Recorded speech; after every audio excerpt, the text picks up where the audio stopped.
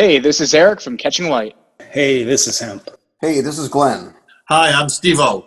Hey, this is Drew Hines with Hindsight Imagery. This is Matt Callahan at Digimatty Photographic Services. Hey, this is Jason, and welcome to Tales from the Pit.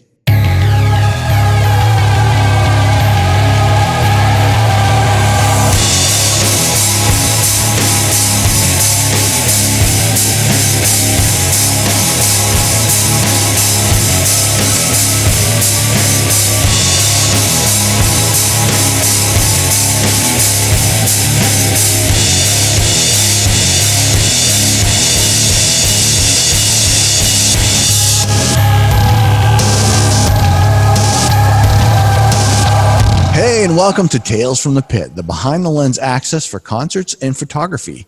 Today, we're really excited. We have a very special guest. It's Paris Visone. Paris, can you tell us about your history, who you are, and how you got into photography? Ooh, okay. Well, my history is, let's start at the way beginning. When I was 11 years old, I loved the band Hanson, and I was watching TV with my mom, and we were watching Entertainment Tonight, and they were doing a day in the life with Hanson.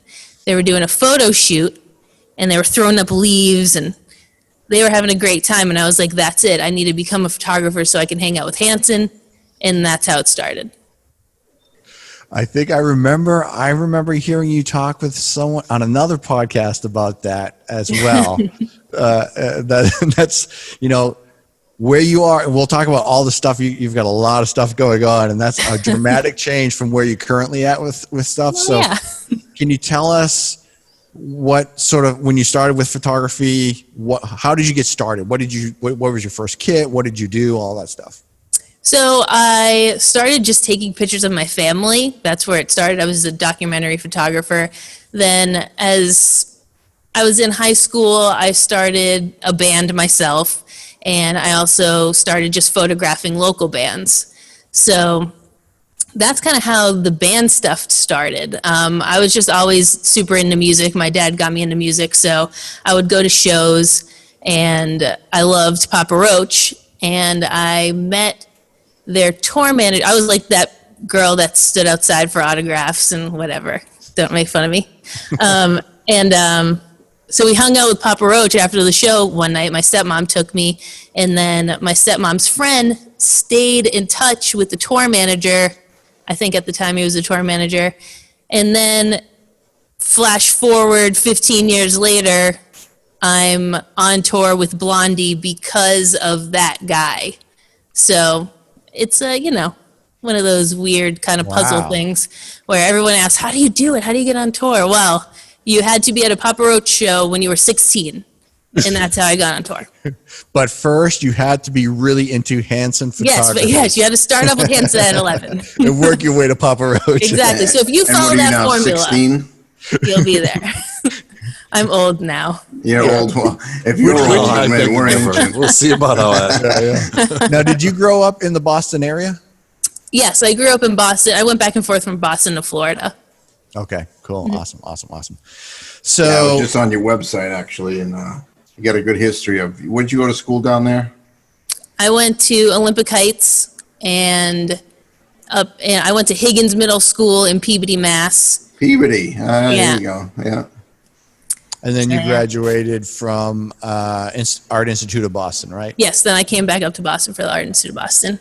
Yeah. Did you major in photography there? Yes, I did. Oh, Nice. Cool. I went there because they didn't have that lame first year of just art. We went straight into photography, and that's why I chose that school. So I was like, all right. Cool. Yeah. Nice. So the first concert you were an actual photographer was Papa Roach? Was Blondie? The first tour I was on. The first tour. Yeah. So walk us through, how did you go from, just wanting to do that to actually being that? What happened during that duration? I've been photographing the whole time. Obviously, I went to school for it and everything. But the main thing that got me on the tour bus is that guy that I met at the Papa Roach show when I was 16 started a VIP company. And he goes, hey, do you want to go on tour and photograph bands. And I was like, yeah, dude, that's like the goal. You know what I mean? And he's like, all right, well, you're going to have to do this VIP thing too. And I was like, okay, cool. So I get there and no one knew about that I was a photographer at all. They just thought I was the VIP person. And I didn't even know that I was the VIP person. I was just like, they're like, you need to advance this stuff. And I was like, I was 25 at the time and I had no idea what I was doing. So I was just thrown on like one of the most legendary bands. And I did not know anything. And I was just like, I just want to take pictures. But I quickly figured it out. That was 2010. Okay, cool. So 10 years ago. Nice. Wow. So you've been at touring for a while then. I have. Yes. So what was that? We still act first? like that up at the pavilion. We don't know what we're doing Yeah. either. Yeah, we were just kind of winging it. We don't even know if we're the photographers half the time. We show up and we don't know if are we taking photos today? Yes or no? I don't know. Now, how long are you generally on the road? The tours are usually like from 1 month to 3 months, you know, and then That's not home bad. for a few weeks and then back out. Nice. So let's go back to that very first tour with Blondie. So you did that as the VIP and then became photographer, or were you doing back to back? Well, I was just doing VIP. In 2010, having a photographer on the road really wasn't a thing as much as it is now. Obviously, like a lot of people have tour photographers and videographers. So I was just always taking photos. I was more concerned about the behind the scenes stuff just because that was my background. I always did documentary photography. So I was just taking pictures and kind of just being a fly on the wall. And thankfully, the guitarist, Chris Stein, he's a photographer as well, and he's awesome. So we would talk about photography all the time, and I gave them like a file of just all of my photos from the tour at the end of the tour, and Debbie was like, wow, I didn't even know you were taking photos. I was like, all right, well, there you go. I'm pretty sneaky. So you do VIP, and then when you're done the VIP, you would go out and just snap whatever you could. Yeah, I would just be around all the time. So no matter what we were doing, I would just take pictures. Like even on days off, when hang out and stuff, like I would just always snapping. Was that first tour? Was that really nervous? Was it nerve wracking? It was. I just remember feeling like this is so cool. Like this is like it. It feels like you're at camp, but like it's your job. It's very weird. It's very weird. And that was that a world tour or was that just the States? That was the States, yeah. It was Blondie, Cheap Trick, and B-52s. Damn, that's actually a really good group was to sick. be with. Yeah. And they're all so nice, like I bet. insanely nice. And I was like, oh, every tour is like this. Now, you said you wrote documentaries. Who did you write these documentaries for? Was it a specific publication or? No, I would just do photo documentaries, like just, Okay. you know, sort of That not the style. live photos. Yeah, just like journalism almost. Gotcha. Cool. Got you. Okay. So after Blondie, so after that tour ends, what happens? What happened? I, with the same VIP company, got put out with Godsmack. So I did one tour with Godsmack doing VIP. And at this point, the company knew that I took photos. So they kind of pitched me like that. So now I'm taking photos and doing VIP. The next tour, they did not want the VIP anymore. They were like, we don't want to do this anymore. And they wanted to keep me. So that's how I just started just doing photo. And that was still with Godsmack? Yes. Yeah. I've been with Godsmack, since 2012. So Oh, that's awesome. So that must have been quite a difference going from Blondie to Godsmack. yeah, yeah, I'll say. I know, Actually, those in guys are kinda crazy. between, I had Toto. So that was awesome too. Toto. So yeah, Nice. still a drastic change from Godsmack, but Yeah. yeah. A little bit. So is the majority of your time on the road, or are you doing other projects as well? Or I is it- was on the road. Obviously, I'm not now. No one is. So Right. I was Nobody is. mainly on tour. I've been going back and forth between Godsmack and Newfound Glory for the last chunk of time. But then this happened. I actually wanted to get off of the road, and I got a normal job working for Craft Entertainment. So I was going to be covering Boston Uprising, which is the esports Overwatch team.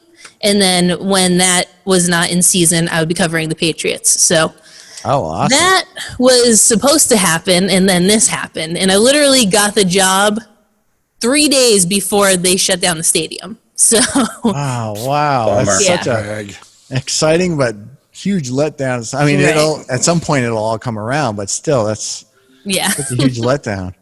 Yeah. So happen. touring with Godsmack. I mean, I'm a huge Godsmack fan, and we're New England guys, so usually that's the Yeah. case. So you tour with them 100% of the time. So every time they're on the road, are you there with them? Yep, all the time. And even if we do like press stuff or anything weird, like Sully does solo stuff or Yep. anything like that, I'm just there. So you're on call for whatever the projects are that they're involved with. Awesome. Yep. And I think you did their video or you've done a few videos for them. Is that correct? Yep, I did the Scars video, which was the most recent, and what was that? Oh, Something Different. And there was one. Oh, did we release that one? I don't think we did. Did you do When Legends Rise? Was that you? Wasn't that all live? Yes, I did. Gonna say. Yes, I did When Legends Rise too. Yeah, and that has the football stuff in it. Yeah. Yeah, exactly. Yep. Yeah. Mhm. So Oh my God, I'm losing it. So when it comes to a daily routine on the road with we'll just say Godsmack for now. What a daily routine on the road for you? What is it like from moment you get up to moment you're done for the day? What's your day like? So I get up at like 10, which makes everyone mad because they're up at like 6. But I don't need to be up at 6, okay? I just don't. And I'm working till 2 a.m. doing photos after the show because Sully wants the photos that night because by the next day they're old, but forget it.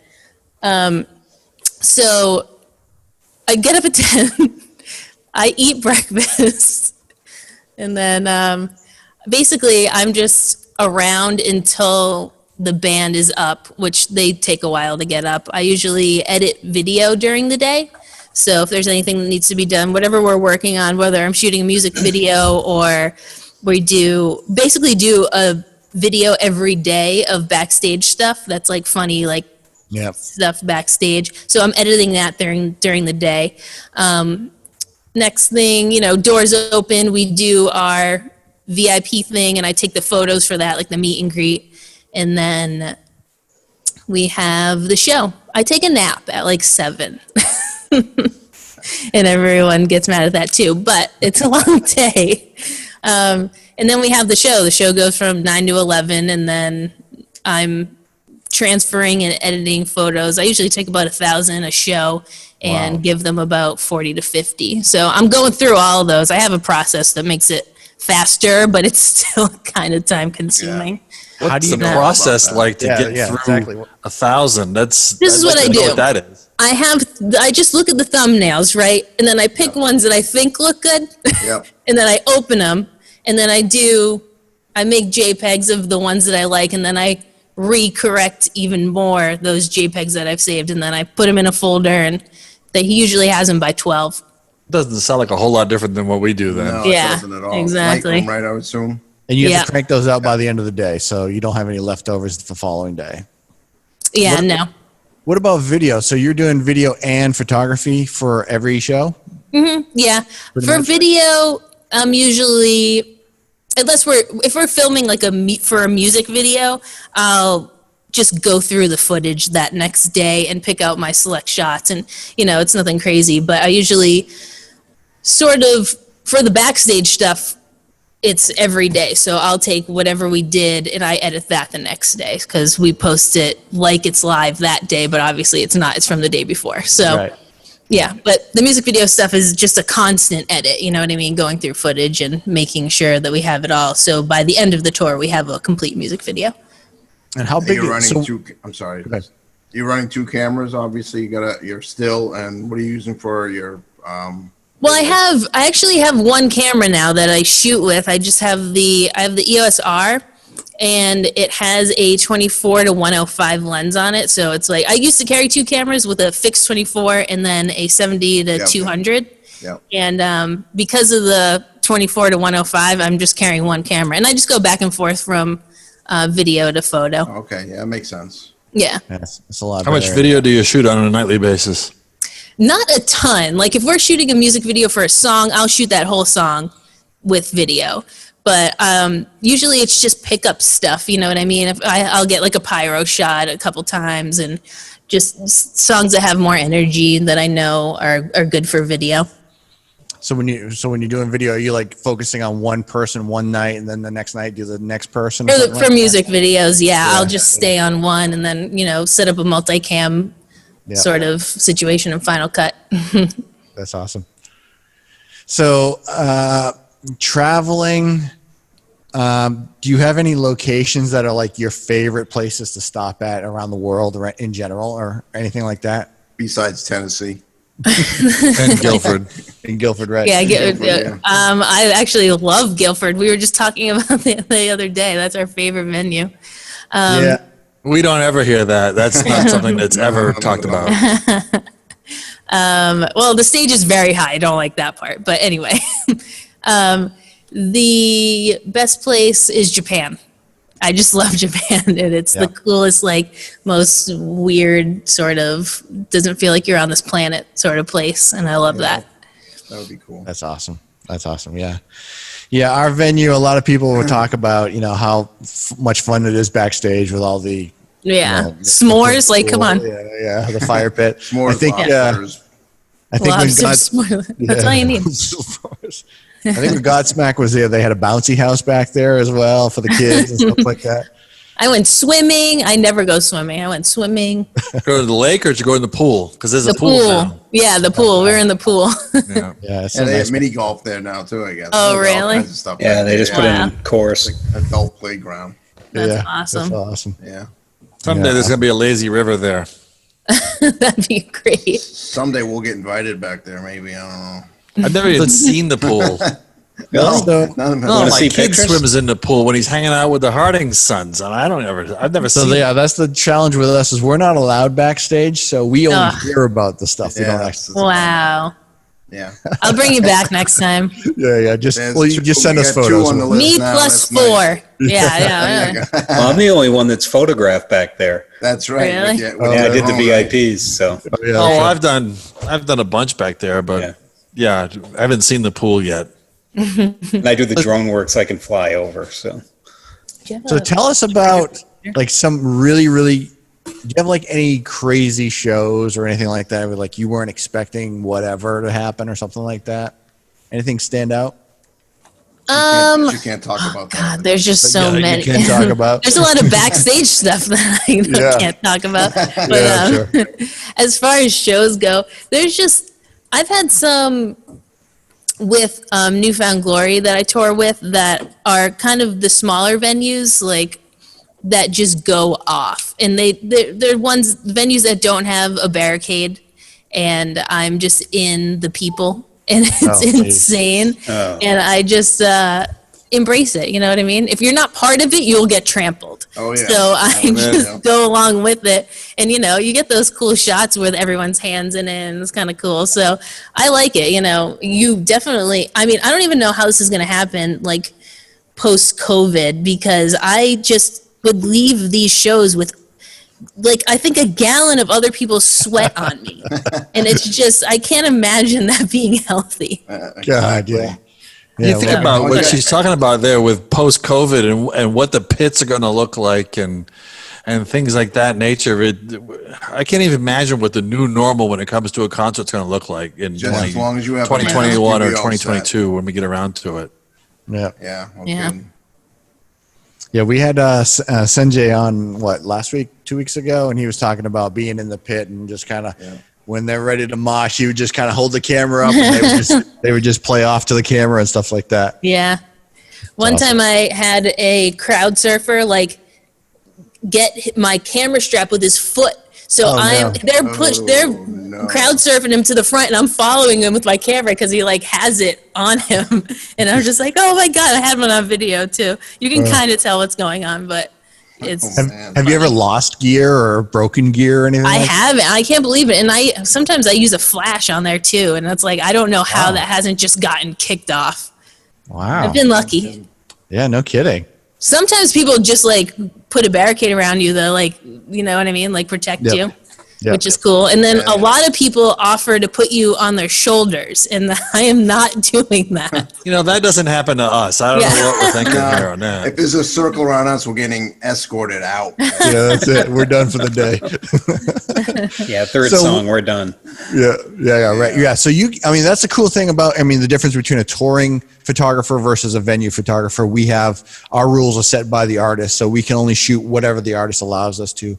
But it's cool that you get all this access both during and backstage. Is there certain like things backstage when you're shooting that you're like, all right, is there sort of a guideline of when you can and cannot shoot, or is there any sort of rules for you or for bands individually or anything? You know, I've never been told not to shoot. I kind of have like a sense of like, okay, I shouldn't be recording this. You know what I mean? But then there are some times where I think I shouldn't be recording it, and Sully's like, oh, why aren't you recording this? And I go, oh, because you're fighting with this guy. And he's like, no, I want it all. I was like, all right. So now there was a point like with Godsmack where I was just filming everything, even if I didn't feel like it was right, because he likes the realness of it, you know? Sure. Yeah. So. I mean, he's a real dude. I mean, Yeah.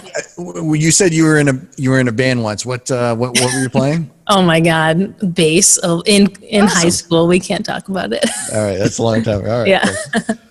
So for example, Godsmack versus Newfound Glory and Blondie or whoever, is there like certain bands just want you? When you take the photos or videos, are you backing that up or giving it off to the management? How does that stuff handled? It's different for every band. I usually work with the social media person. With Godsmack, Sully handles his own social media, and then we have a Godsmack person. But yeah, it's different for every band. There's always usually someone in the band that likes to run their own thing and then sort of dictate what goes on for the band's social media. But I mean, I'll do as little as just sending it off or posting it. It just depends. Yeah. With all the bands, I know Godsmack tours with everybody. Is there like a favorite band that you're like, awesome, I can't wait to get on tour with Godsmack and this band or something like that? Is there bands that stick out? With Godsmack, we've toured with, I love Shinedown and I love Hailstorm. Yeah. Oh, They're nice. awesome. Yeah, they're just really awesome people. So those are two bands that we've toured with a lot, actually, like multiple times. So it's always great to see that tour is coming up, you know? Yeah, and that's Good I saw the Shinedown, Godsmack, Red Sun Rising. That was such a huge tour. I mean, that was like crazy. Yeah, it was cool. Yeah, Red Sun Rising's awesome as well. Everyone's just really cool. That's And awesome. it's Do you just have a fun to hang out specific- after. Do you have a bucket list of tours you'd like to be on? You know, that was the thing. When I knew Godsmack was going to settle down for a little bit, I was like, ideally, who do I want to go out with? And I don't know. I really don't. I kind of don't want to ruin some bands. Not that going on tour with someone ruins it, but you get to know a lot, you know? And I don't think so. I just think someone that I get along with rather than someone's music that I admire. You know what I mean? I think the chemistry between photographer and band is way more important than what the music is, honestly. So if a particular band that you're interested with use that VIP, you would have the ability to get access to that tour? Well, no, I don't work for VIP companies anymore. Oh, you don't? Okay. No, Right. yeah. So, I mean, to get on a tour, I don't know. I would just hit up their management and be like, "Do you need a photographer?" I don't know. Yeah. Here's my resume. I don't know. That easy. Yeah, we've done that too. So yeah, I'm not saying it's that easy, but I don't know what else to do at this point. I just get referred. You know what I mean? It's just like anything else. It's just organic. Well, your work really stands out. I mean, I'm a big fan of your work. Obviously, I've been following your work for a while now. Thank you. You're both your visual style, which we'll probably talk about in the next episode, and your editing style and all that stuff. It really stands out. I think you're one of the best up there in the concert scene right now. Thanks so much. You're welcome. When it comes to, well, let's say before COVID, when you're not on tour, what's your hobbies or what are you doing when you're not on tour? I like fishing. I always honestly find a way to make videos or photos or something like that. Like that's like my main hobby. Like even if it's not, something that I'm getting paid for. Like I'm always just shooting. I have a book that's like family stuff that came out like a year ago. Yeah, I was just going to ask about, can you tell us more about this book? Yeah, so basically it's photos from the last 10 years of my life. It's just my family, and it's also people that I've been on tour with, but it's just sort of real life shots, nothing like on stage or anything. It's all just documentary stuff of my life in the last 10 years. So Now, can you find that online? Is that something that's Yep. published or private to yourself? No, it's published on peanutpressbooks.com, and you can just find that also through my website, parisvisone.com. Okay, yeah, I got it up now. Yeah, That's All right, awesome. cool. I'll check it out. So what made you decide to do a book, and what was the process of actually making the book? It was the guy who published it. There's a team of two people that I know, Ashley Stoll and David Carroll. They started Peanut Press, and I've known them for probably 10 years now. And they were like, we want to put out your book. And I was like, I don't know if I can do that because I have so many photos and I don't even know where I'd start. And they're like, you're going to do it and go through everything and give us 300 photos. I go, no, you're not getting 300 photos. You're getting 3,000. And they're like, no. So I actually narrowed it down to 600 and they lived with that. And then we started editing from there. And it was a very long process. I cried many times throughout it when they were just cut some of my favorite photos. But it was cool. It was really cool. David Carroll was a great editor, and I kind of let myself go for that one and just let him edit because he's a great photographer. He knows what he's talking about. So I just trusted him. And that was kind of the first time that I let other people edit my work. And it was hard because especially it was my personal work. So What's But that I really like process how it- feel like? just I ripping can't your heart imagine. out. Yeah. Yeah, it was hard. He's like, this one's not good. And I go, what? Yeah, this is not good. He's from New York, so that's his kind of attitude. And he's like, well, why do you like it? And I go, because of this and that. He goes, no, you have better ones. And that was it. You know what I mean? He tried to end it with a compliment, so I wasn't that mad. You have better ones. Okay. Wow. So how long was that process? I think the whole that- book. I think we took at least 4 months to edit it. And then I had to correct everything very specifically because I get very nerdy with correcting, just, adjustment layers with masks and giving contrast to this piece, but not, it's just, I get stupid. Yeah, So I'm when the same way. Yeah. When it comes to that, so in print, did you have it printed out first and then go back and re-edit it to adjust it, or how do you determine So how they you want to made, edit it? they made digital, I did it. We made a digital print of it to see how it would look, and then we actually printed it offset printing. So I was there while we printed it, and it's like this huge warehouse with the big machines, and they do one color at a time, and it's awesome. Yeah, I was in the printing field for 30 years. I know exactly what nice. you went through. They Yeah. made proofs of it, put it all together, and then you Exactly. went. Yeah, we nitpicked every little thing when we were in press. So it was really cool. It was I didn't know that's what happened to make a book, but Yeah, it it's was a awesome. big process. It Yeah. certainly is. Yeah. I'm glad I did it that way though, because it's like kind of going out the offset printing, unless you're doing a really big amount, but digital is just taking over. So I'm kind of glad that I got in on that offset. That's cool. And what was how long was the full duration of that process? The printing, I mean, we were From there the for start, yeah, from the very beginning of you're going to make a book to it's out in your hands. probably like 6 months. Oh wow. We printed, yeah. It wasn't crazy. I mean, maybe it was longer. I don't know. Time. I what's don't time know right what day now? it is sometimes. I I don't know. know. I People feel the ask me same on way. tour, like, "Oh, did you like this place?" I go, "Where are we now?" Because I don't know. Maybe. That's cool. Yeah, the whole concept of time right now with COVID is I'm just a blur of what day it is. I have no clue how long yeah. it's been, whatever. I know. So what other artists have you toured with besides the three we've mentioned so far?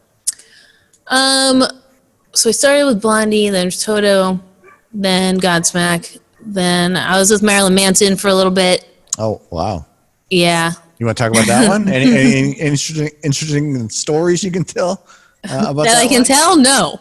Yeah, I've had a feeling that would be the case. Yeah, it was interesting. I definitely didn't go back Okay. after that tour. Yeah. So we'll leave it at that.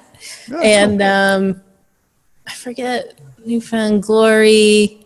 Yeah, that's pretty much it. I mean, I've been solid with. Bizkit? Oh, Limp Bizkit. Dude, Yeah. how did I forget that one? That was the Yeah, best. okay. Yeah, Limp Bizkit. What The time best. frame was Limp Bizkit? Favorite. I forgot all about it. Dude, that's crazy. I even put a photo in the thing to show. I'm losing it. I really am. I am getting old. Anyway, Limp Bizkit was. You got 350 somethings here looking at you going, yeah, okay. I see about old. I bet I'm older than you think. Anyway. I bet you're not 54. Well, no. Bet you're not 58 No. or 59, right, Hemp? I'm 39. Yeah, 39. I was going to Again. say, he looks young. Yeah. Anyway. Oh, God. That one right there. Even I won't believe that. Yeah. I think I started with Limp Bizkit the same time as Godsmack. There was like a little back and forth there. Right? Is that wrong? Oh, you don't know. Okay. Okay. Yeah. Well, that's cool. So Yeah. you've done a wide variety of types of shows with types of personalities. I mean, that's a wide variety of personalities in those Yeah. artists Yeah, right there. it is. Yeah, it is. And probably stage and crowd size as well and stuff like that. So when it comes to a huge gigantic show, say the Godsmack Shinedown, for example, or a big festival versus a small intimate club or something like that, do you have different techniques for different things? For some of the smaller venues, like with Newfound Glory, for instance, we didn't have an LD, so we didn't have light. It was very dark, and the band doesn't really like it light. So I would bring in a flash, and we get those like super punk rock sort of looking shots, which were cool. I hate to sound like a guy who doesn't know anything. What's LD? Lighting designer, like a guy running the lights. Sorry. That's all right. Roadie Acronyms. terms, dude. I'm obnoxious. I apologize. Don't apologize. That is the It's worst. fine. Not at all. I'm sure everybody else in the room knew what it was, just not me. So using a flash at a show, does anyone like, hey, what are you doing with a flash or anything like that? No, I mean, I'm with the band, so whatever. Yeah. Get out of What are here. they gonna say? Yeah, Right. exactly. Stop flashing me. No. The band doesn't care, so and they like the photos that look like that. So yeah, and I basically use a 24 if I like being close, so I'm not really shooting from front of house that often. I just try to get in as close as I can wherever I am with the show. The only thing that sucks for the big festivals are when the stages are super tall and then you kind of don't have a thing. And then I'll just shoot from the stage. But even then, it's kind of, You get a lot of pyro at some of those shows. Is there like certain rules about getting on stage and stuff? I mean, I know when all the hits are, so I can get out of the way. But, and they know that I'm aware. So, but it's funny because even the band forgets sometimes. Like, and there's some hits that the pyro, he won't hit it because the band's too close. You know what I mean? So he's watching out for me. I don't think that I've messed it up, but. So there's actually someone live punching those moments in. It's not Yeah. all animated. Yeah, correct. There's a Oh, guy. wow. Okay. Yeah. Wow. You can just leave it there. Thank you. So currently with this COVID, no one's on the road. So what do you got going on now? I know there's some production stuff going on. What do you have in the works now? Yes, I am in Nashville currently, and we are filming a web concert series, HelloooTV. My partner, Eric Rogers, and I, we met on the Godsmack tour. He was front of house, and we saw everyone doing their live streams and doing it poorly. So we decided that we will do it better. And that's what we've been doing. We're in Nashville. We're just having artists that live here just come into our studio, and we set up like a full production, like lighting, audio, and then I have a team of 6 videographers that we shoot a show. They put it on and we shoot it and we edit it, and it's not technically live, but we live stream it afterwards, but it's pre-recorded. Can you tell us who you've been working with? So we had, who was our first one? Our first one was Karen Paul. Karen Waldrop. She's a country girl here. We have a lot of country, which I never really knew about, but now I am a country girl. No, but you know. You can't take Boston out of the country girl. Exactly. We had Zach Myers from Shinedown and Zach Mack do a set. We had Jared Weeks from Saving Abel. He does a solo thing now. So he did his solo band. We have, we did a all-star like pop punk extravaganza sort of thing, which was really cool. They did 90s covers. So it was band members from a bunch of bands. Day to Remember, Sleeping with Sirens, Bayside, Cartel. There was 30 people, so I'm forgetting some of them. Right. But they did like a thing. And all these are on our YouTube, HelloooTV. So if you go to youtube.com/HelloooTV with 3 O's for the hello, you can see them. And it's pretty cool. They're, we wanted to make it not static cameras, not like the normal live stream. So we all have DSLRs to make it super, fluid and movie. So that's sort of the vibe. Experience, yeah. Exactly. And is this going to continue on after the COVID stuff? That's the plan. I mean, I think that since live streaming is such a big thing now, I don't think that it'll completely go away once concerts happen. You know what I mean? Because people still are in areas that don't get shows, and there are people that can't afford to go to shows. So our thing is completely free. We're powered by sponsors, and then anything over our production costs go to Music Cares and Save Our Stages. So cool. We are we're trying to keep it alive, but we do think that it will keep going as concerts come back. Awesome, very cool. So, all right, so we've kind of covered a pretty wide range of things. So what's next for you? What do you feel is next on your list of things to do? Honestly, I want this Hello TV thing to keep going. I really like kind of being my own boss. I'm not going to lie. And it's really cool just meeting new bands all the time. So we just record as many as we can, and we release one a week. And it's just meeting a bunch of people that love music, and it's fun creating with different people all the time. It kind of just keeps your juices flowing, And what about still photography? Are you still going to go back on the road once that happens again? I don't know. I'm not sure. Well, I have the Patriots gig supposedly still. So do you want to talk about that real quick? Can you tell everyone what that is? So that's just, well, I don't even know, honestly, because I haven't started it. But for the Overwatch team, Boston Uprising, I am in charge of a team that runs their social media. So we're shooting content, posting it, and just keeping fans engaged for their season. And then during the Patriots season, I will be part of the Patriots team. So I guess I'll just be shooting photos, videos, sort of editing stuff. I don't even know yet because it didn't start, but hopefully it still happens, because I still think it would be kind of the same but kind of different, Yeah, well, that's I know a really a guy cool that would be gig. very interested in helping you with that. Yeah. Our football guy here. Yeah. Oh yeah. I came right from the football field tonight, right here to hook up with you guys. So Yeah. Nice. So you're going to have concerts fans and football fans following you. So Hopefully. Yeah, There let's you get go. those You're crossing followers over. up. Come on. yeah, get those numbers going.